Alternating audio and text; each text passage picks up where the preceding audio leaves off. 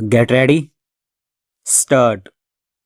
I am always glad to have an opportunity of meeting different sections of people.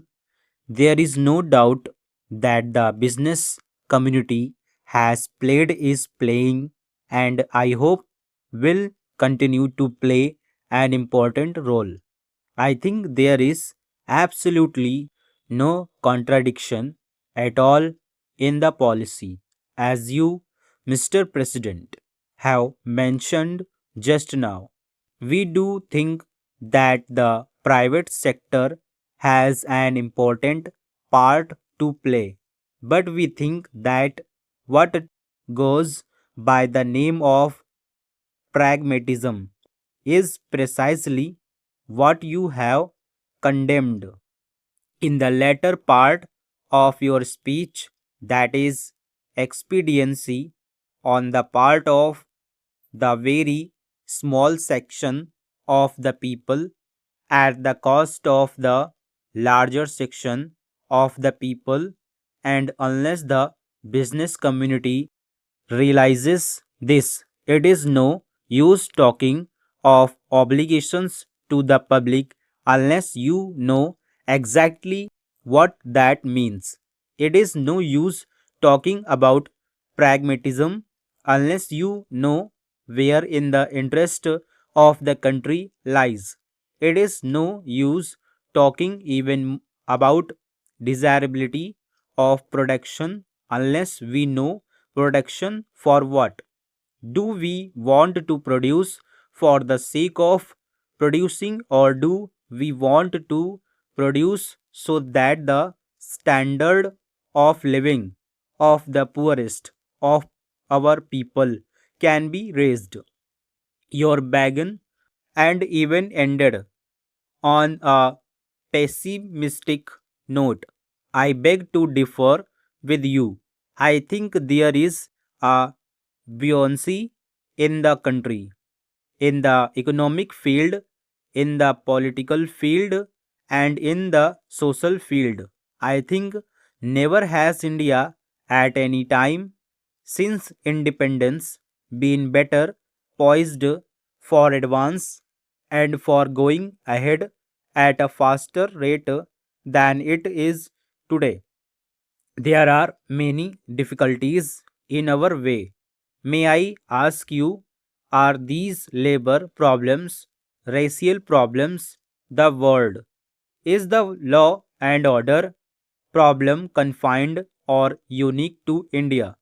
Is it not forced by the United States of America or by any other country which you choose to pick out on the map of the world? Let us be realistic when we are facing these problems. The business community has first of all to learn not to run down the nation. You have condemned for running down the private sector. May I ask you to look at the speeches which have been delivered through the years and the number of speeches which I have sat through condemning the public sector? As you, Mr. President, have said in your address, there can be no economic progress in conditions of instability, uncertainty, and insecurity.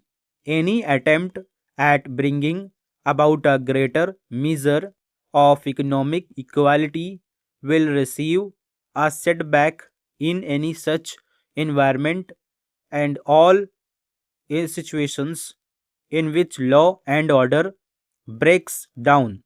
It is the poorer sections of the society who suffer most than the affluent section.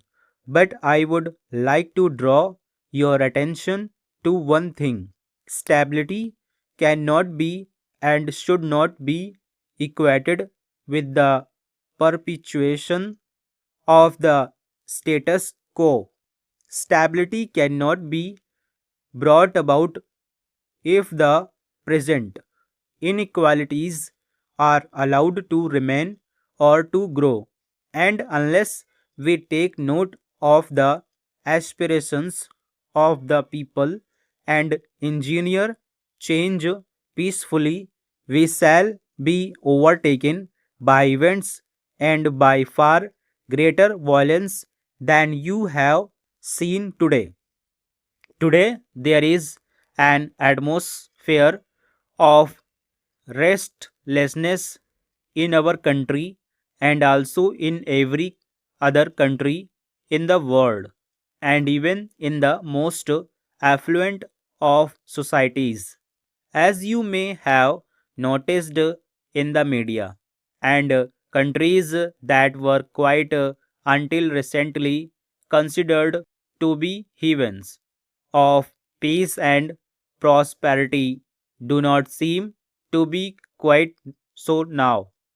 A new generation is coming up into prominence in all the countries whose attitudes and beliefs differ from those of the older generation in all spheres of life. Therefore, whether it be politics or business and industry, we must take note of this new development and refashion our policies and programs so as to respond more readily to the needs of the changing times. Your speech, Mr. President, clubs together the concentration of economic power and political power and considers both to be undesirable. Now there are adequate safeguards in our political setup against the concentration of political power. Our federal system, with its allocation of powers as between the center and the states, is by itself a corrective against any trend towards the concentration of political power. We have now the phenomenon of different political parties holding power in different states and in the national spheres. Also, we have a powerful opposition subjecting every move of the government to the closest and most critical scrutiny. But businessmen should ask themselves frankly whether there are similar corrective against abuses flowing from the concentration of economic power. What action has been taken in our country to build up active organizations of shareholders, consumers, and small businessmen? In the absence of organizations of this nature exercising a countervailing influence against the concentration of economic power, government had to step in, whether it is the nationalization of banks or the monopolies legislation which is now on the anvil. Stop.